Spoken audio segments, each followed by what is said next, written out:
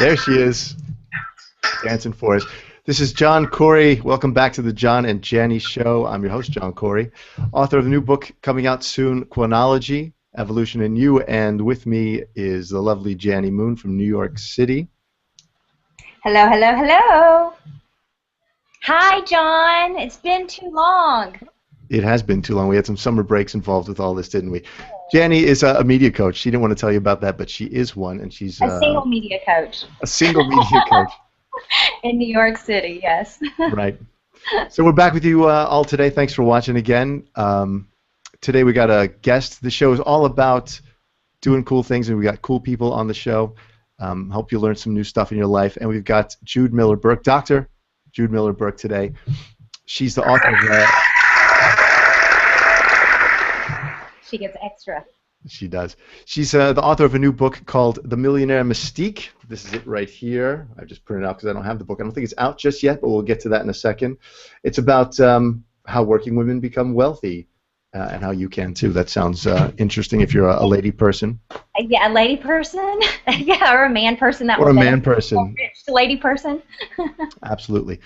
So let's bring her on. She is a psychologist as well, and has 20 years experience working in Fortune 100 companies, and so she's going to share a little bit of that magic with us today.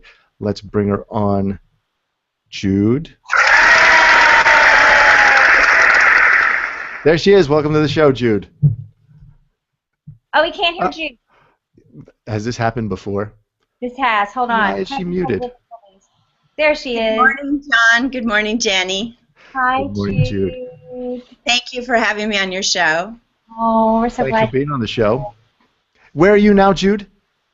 I'm in Phoenix, Arizona. How hot is it in Phoenix?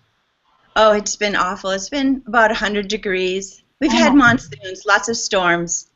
But the summer is almost over, and last winter was absolutely beautiful. Could not have been prettier all winter. I'm sorry to tell you that. I need to come visit you because I'm cold in New York. Yes.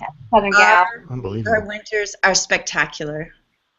So, Jude, you're in Phoenix, Arizona, and you've written this new book. Can you tell us about this book, The Millionaire Mystique? Yes, I decided about 4 years ago that after having 3 children pretty quickly together, that I wasn't done with my career. And I had tried a lot of different part-time kinds of positions after being Vice President of Operations at United Healthcare and managed employee assistance programs for 10 years at Honeywell in Minneapolis. We moved to Paradise Valley, Arizona. And the people eventually talked about, over coffee or wine, the abuse they had experienced as children, or they grew up in poverty. Now, this was juxtaposed to their beautiful lawns and beautiful homes and beautiful cars. And I kept thinking, there's a story here. When did these conversations come in? Pardon? When did these conversations come in? You moved to... I lived in Minneapolis, Minnesota, and that's where my career was. And after I had my 3 babies, my husband and I moved to Phoenix, Arizona. And it was a very wealthy suburb of Phoenix. And the homes were beautiful, the cars were beautiful, the lawns, the people. And I felt very uncomfortable, like really very much like a misfit. And most of the women that I knew actually were not career women when I moved here.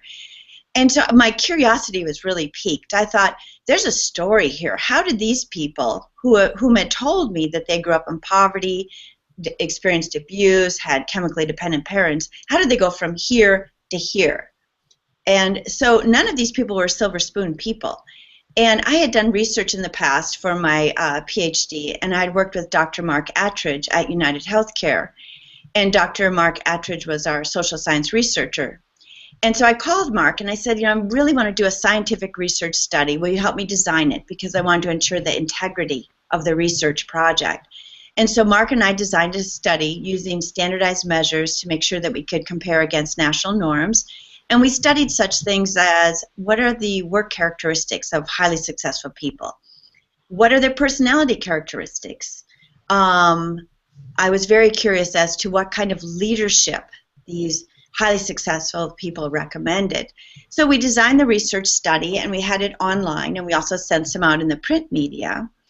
And unbeknownst to us, we had a couple hundred of people respond. So the return rate was far greater than you would ever get for a research study. And who's responding to these things? Rich people are responding? What are you asking these people? Well, they were friends of mine too, and friends of Mark's. So we had people respond throughout the country and into Canada, and some people from South America. So we just got all women or men too? All no, women. Men and women. And what kind of questions were you asking them? What kind of leadership style would you recommend that's best for your organization? What is your work style? What are your personality characteristics? Tell us about your family backgrounds. So we got a really good read on the demographics of this population, and 75% of these millionaires and multimillionaires, men and women, were from middle class or lower class families. Now you've got to realize there's quite a story there, that somehow these people went from very troubled families. On average, they had 2 adverse events as kids: death of a sibling, alcoholic parents, witnessed abuse, but they still were able to go from these kinds of family backgrounds to high level of success. And I did not define success as money initially. And of course, I don't believe that success only has to do with money. I mean, I'm a mother first, and I love being a mom, and to me that really defines a lot of who I am and how I feel about myself. And these people are the same way. They did not define their self-worth by their wealth. They also had very successful family lives. But at the same time, they were able to overcome quite a bit of adversity to go on to become very successful. And so I received so much data, and then Dr. Mark and I worked together to do the statistical analysis. Mark did some beautiful reports for me, and we had a very clear pattern on what the personality factors were for these individuals, what their work styles are, and how they overcame obstacles. And how long ago did you start this? Well, I started right about the time I was really living in Phoenix, when I had moved from Minneapolis. So I would say about 4 years ago I really delved into it. And I presented the results at the American Psychological Association. And my own personal... How do you do that? How do you present results to? Send them a proposal. And of course everyone is very interested because, you know, as I mentioned, unbeknownst to me, we had all these millionaires and multimillionaires, self-made. These are not people that receive their money through families or marriage. These are self-made individuals. So they've come up the hard way. And what I really want to do at this stage of my career is to give back. My whole career has been about counseling people. I was a domestic violence therapist for a while. I was an employee assistant psychologist at Honeywell. My goal, my legacy, is to give this information back. And if it even helps 50 people, 100 people, then I will have achieved my goal. Well, it can help me right now, Jude. A millionaire by giving me the top things that I could be doing to make that to make a lot of yeah, this is obviously a personal thing for Jani. Yeah, any woman I think who's single, right? Because Jani's a single woman, guys. Just so you know. So did this happen for you as well? Was there a moment where you became interested in this, or is it just because of those stories that you heard from your neighbors and the people in your community? Like many of the people I studied, I grew up in a lower middle class family in rural Minnesota. State fairs, sewing my own clothes, blue ribbons at the state fair. No, I would not think that of you. So that is very. People wouldn't know that about me, and I also spent much of my life hanging around kind of the outward bound. People that had gone to the Peace Corps, more the wilderness group, and psychologists. So this kind of environment was very strange for me to be in. I had been around a lot of career people. But I grew up because my parents started having children at 18. They had 5 kids, boom, boom, boom. Catholic family in Minnesota, and they did not have the opportunity to go to college. So I heard every day of my life, make your own money, go to college. Make your own money, go to college. Funny part is I was then 35, 36, and I hadn't had children yet. So then they had the reverse going, and they were very worried that I wouldn't have a family. But I grew up around the dinner table, such as many of the millionaires and multimillionaires I interviewed and researched, where my parents had a family business. So I look at all these millionaires and multimillionaires as big kids because that's all they are. They're just big kids playing with their toys, you know, their cars, their snowmobiles, their boats, or whatever. But they grew up around the dinner table hearing mom and dad talk about the local grocery store or the drugstore or the hardware store or the farm. So over 50% of the individuals I studied that became successful grew up listening to their parents take risks, knowing that entrepreneurship was acceptable, and they got some kind of business sense from that experience. Okay, and so what are the lessons that we've learned through this book what are the characteristics and traits that sort of spring out at you? Well, I think one of them is something that I learned myself through this process. Now, I had been VP of Operations at United Healthcare, so there was a day when I thought, you know, I kind of had the world by the tail long before I was married, and that I'd made my own success and really thought, you know, I pretty much knew what was going on. Well, this book process was so humbling for me. I went to Harvard to a publishing conference, and I stood up in front of 200 medical doctors, HR directors, and VPs, and presented my little tiny proposal for the book. And I was nervous. I was very scared, but I persevered. And that's something that I learned from my parents and that these millionaires have also. Then I had several people that wanted to represent me as my agent. But once I got an agent, which is hard to do. And you got this from going to the Harvard Yes, it was a Harvard Publishing Conference. And basically, it was trial by fire. You stood up and you presented your proposal, and this whole panel of people evaluated yes, no, and they handed you the sheets at the end of your... Not everybody proposed. Only a few people presented their proposal. Oh, no, we all had to stand up. Boom, boom, boom. And everybody got a very quick rating. And I was fortunate enough, and I think a lot of it is because the book is based on a research project, and it's statistically significant, which as a psychologist is important to me. And were you a psychologist at that point? Oh, yes, I have been for many years. I received my licensure with my first master's degree way back in the 80s. And so I persevered and continued. And then I proceeded to have people say, well, no one's going to pick you up. No one's going to publish you. So the very characteristics that the people I studied told me about, I had to employ. But obviously, to have done what I did in my career, I already had those skills. Conscientiousness, perseverance, and sometimes just acting as if. Because it's easy to feel more confident when you have your corner office and your business card and you have a couple hundred people, at least, that you're responsible for in a corporation. But when you're out on your own and you say, I'm going to write this book, or I'm going to do this presentation, or as you and Jani are doing, I'm going to do this TV show, you have to believe in yourself and you have to dig deep. And there have been many moments where I wake up in the morning at 5:30 and start writing, and I think, I don't have anything to say to people. I've been raising my children the last few years. I don't have anything to say about work and leadership. And so I had to really dig deep and look my lack of self-confidence in the face. And slowly, over the 3 years, I had one success after another. I just presented again in Washington, D.C. at the American Psychological Association. And the difference between 3 years ago and last week was dramatic. I had a blast. I met people, presented my research due to coaching I've received, hardly used any notes, and I told my personal story. No one moved, no one spoke, and no one left the room. And so this is pretty, that's some progress. We'll give you some applause over there, because that is impressive. Now, you're talking about lack of self-confidence, but yeah, when I look at you, I don't see lack of self-confidence, but you're saying it's there. It is there. You're also saying it's something you have to fight against, and you're also saying that other people have this as well. Yes, every one of the millionaires and multimillionaires. I also did extensive interviews with, for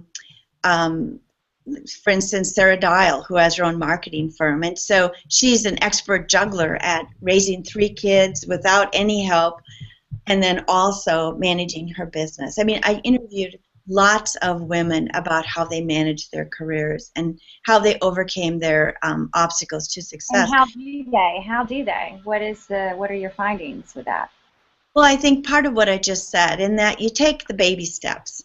And I've had a lot of people tell me that I couldn't do it. Like, why do you want to do this? You don't need to do it. Well, for me, it's very important to leave a legacy and to give back. That's what this is all about.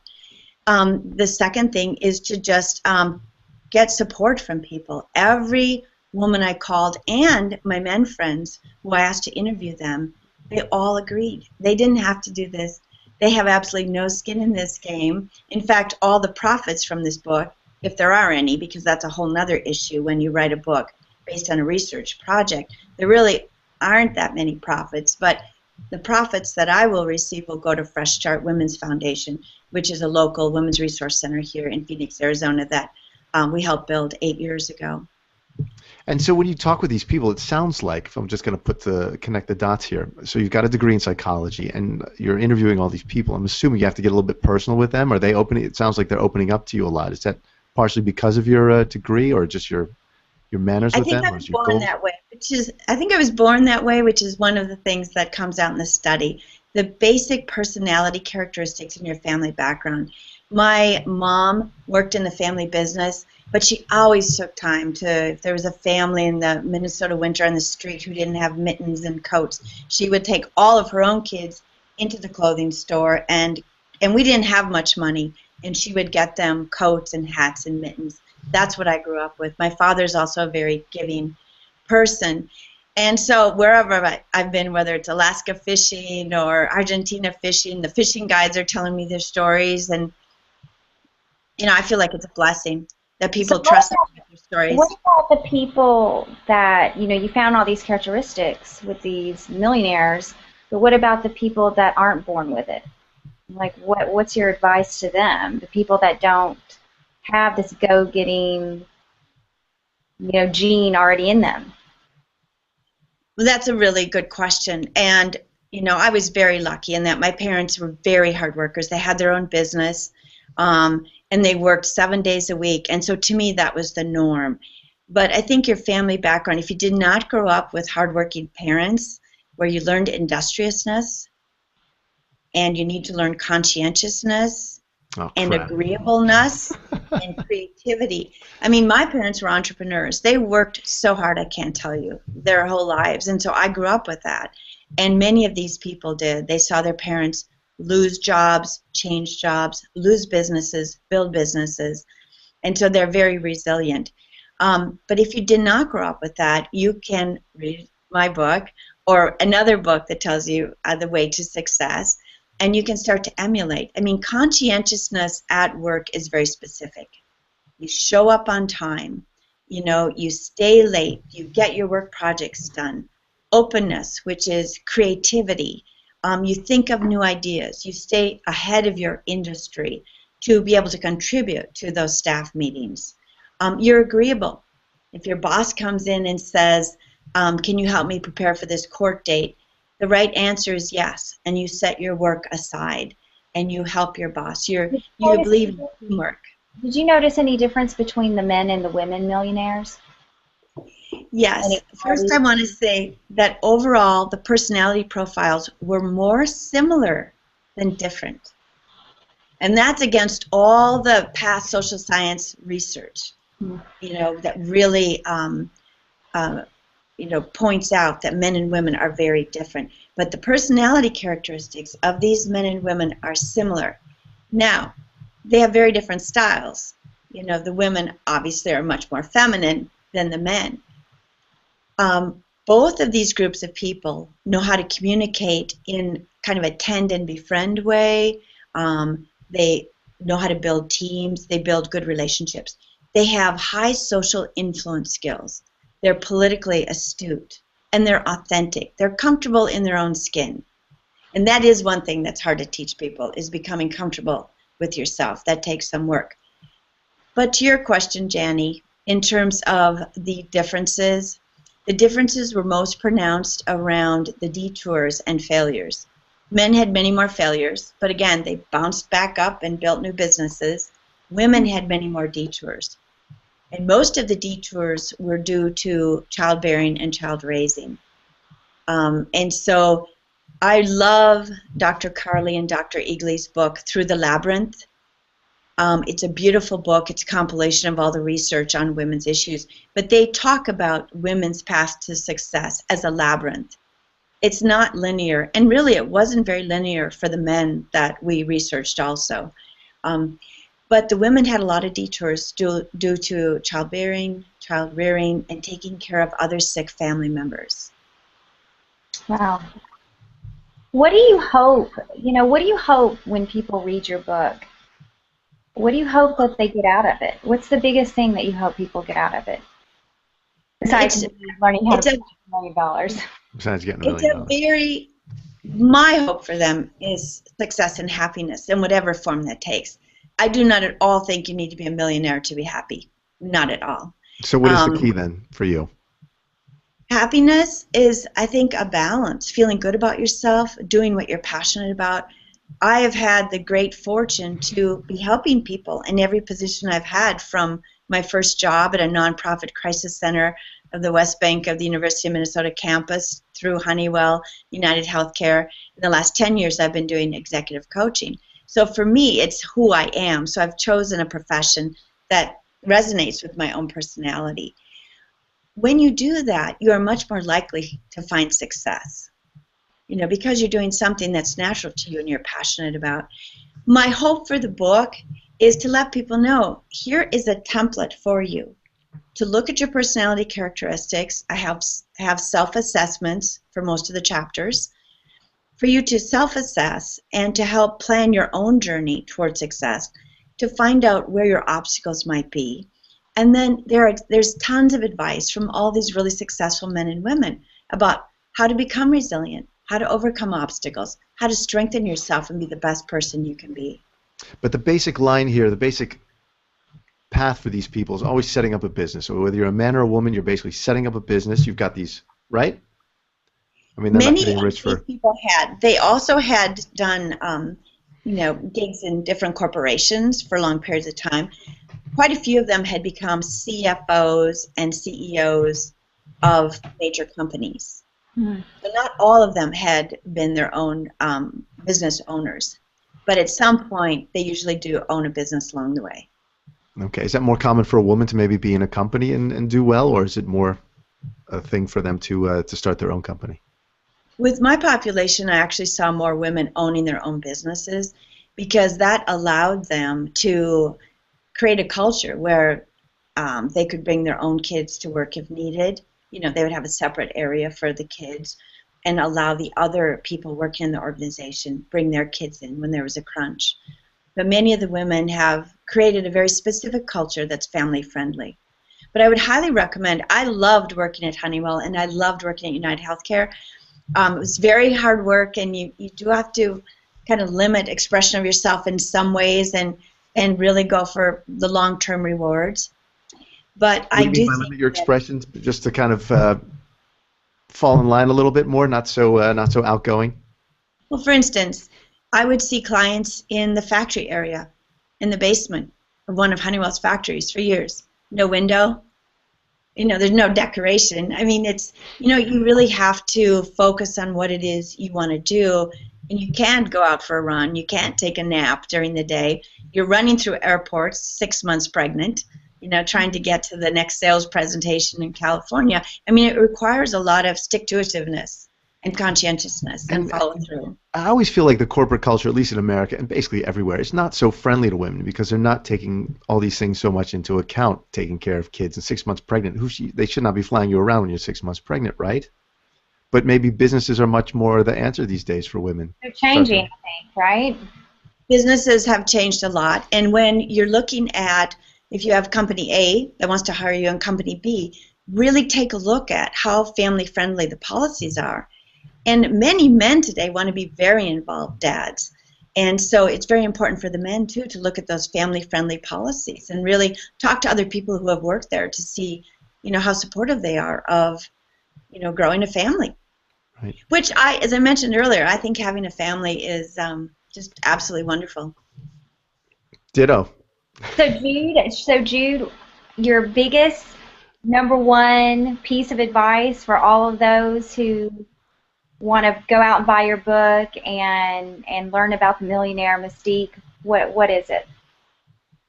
I would read the tips at the end of each chapter and take the self-assessments, because the self-assessments will give you a good idea about where you're at in terms of your political influence, your ability to do teamwork, your leadership skills, and help you get a basic understanding of your personality so you know where your strengths and weaknesses are. And that's a lot of what I do as a coach, but I do it one-on-one, is I help people realize if they're an introvert, you can be a great leader as an introvert.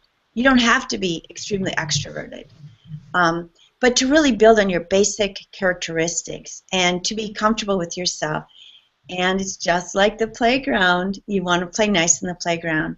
You want to be kind. In fact, I just sent my son off to college yesterday, and I left a little note card, and the main thing I said is be kind to others when you don't feel like it.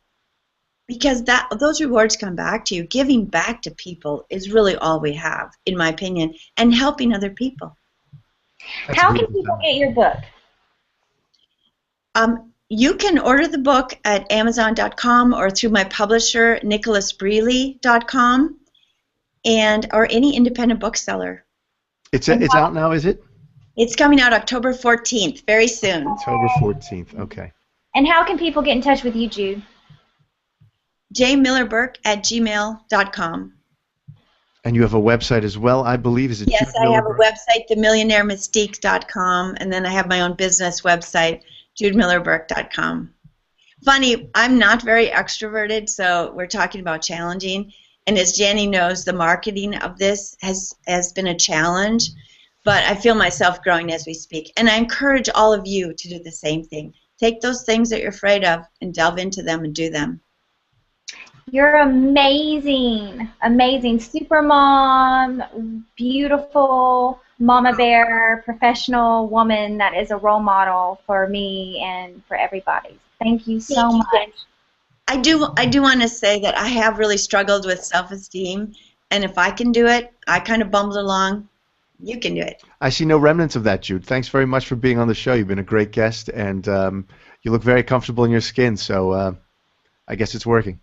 Thanks, John. Thanks, Jani. Thank you so much. We'll have to have you back, and you'll have to tell us maybe more about how you overcame your self-esteem issues, because I know that's a big issue for a lot of women and men. So I would love to do that. Well, thank you so much. Thanks very much.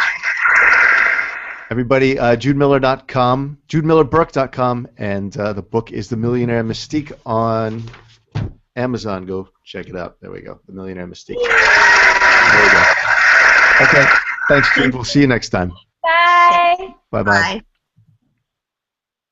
So, Jani, that was fun. What an interesting set of steps there. So she tells me I know, she's... it was fun, but we were very serious, like, because it was so intriguing. Like, I was like just in. I didn't even hardly talk. I was so I was so involved in what she was saying because it's so fascinating, and she's so eloquent, and she has such a kind, graceful manner about her. Her story very clear as well. So I think she just took it and ran. Yeah. So I'm interested in the book. I'll tell you that. It's interesting to see all those little steps she took, and she tells me she's not. I couldn't believe her background almost. So it's interesting to know that you never know a person until you really get to talk to them. But exactly, it was interesting to hear the statistics around how the qualities with the men and women were similar. I wasn't expecting that. No, I guess not either. I guess you have to have certain characteristics, like she said. So for me, the big one to take out of there was perseverance. I guess I'm still on that train too, to just keep going, keep going. Me too. I feel lazy. Do you? Why do you feel lazy? I don't know. You're working hard. Sometimes, not really. I mean, sometimes I work hard. Sometimes I feel like I don't. Sometimes I feel like I'm cruising, but the perseverance and baby steps, I like the baby steps because I think that you got to celebrate the little successes. I think that's really important. I think it's great to see that progress. She said that she was very nervous that first time at Harvard convention, and then last week she said she gave a presentation in Washington. She felt very confident and had a great time. Those are the things to look forward to. Yeah. So now you and I have no excuse to be millionaires. I'm taking it step by step. I just got off the phone with the editor today for the book, and so I've got to do some revisions. You're good. for my book, yeah, believe it or not. And so baby steps, getting there. Baby steps. We'll have to do a show about you talking about your book, Chronology. Oh, God, you don't even know. I just got on the phone with this one guy. This marketing company wants like 20 grand to do stuff. It's just like, oh, my God. Well, we'll have to have you. We'll see if we can split that up into 20 steps. About the writing process, because I know that's a whole thing in and of itself. Sure. But it sounded like she had that all very clear. She went through a lot of research and partnered up with a psychologist to do to kind of really lay it all out and make it very quantitative and empirical. I mean, it's important. Like it's not coming out of thin air. It's based on data that she collected. So going through, like she said, looking at the tips and doing the questionnaire so that you can be self-aware and know what kind of personality type you are, so that you can see where your strengths are and where your areas are that you need to work on. So October 15th, I'm going to buy you the book, Jani. Yeah, buy me the book. I will. I'll buy you the book, the digital version, right? I hope it's out on Kindle. Awesome. All right, Jani. Wonderful. All right. Thanks so much. You're gonna set the music? Until next time. Until next time. We hope to see y'all. We'll see y'all soon. I'm looking into the camera now. There we go. All right. There we are. Bye. Bye. Jani's dancing.